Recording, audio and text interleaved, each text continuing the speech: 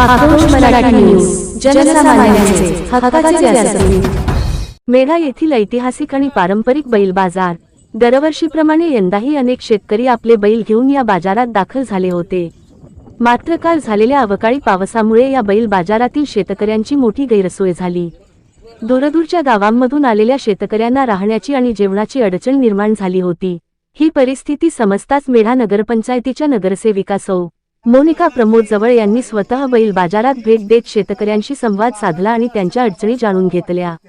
शेतकरी संकटात असल्याचे पाहून त्यांनी तात्काळ पुढाकार घेत शेतकऱ्यांसाठी जेवणाची व्यवस्था करून दिली. अचानक मिळालेल्या या मदतीमुळे शेतकऱ्यांच्या चेहऱ्यावर समाधानाचे हास्य पाहायला मिळाले.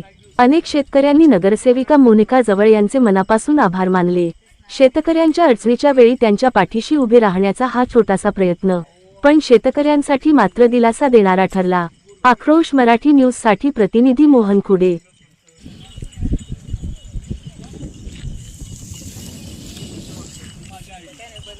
व्यवस्था आहे तिथं कुठलीही कबूतरता नाही.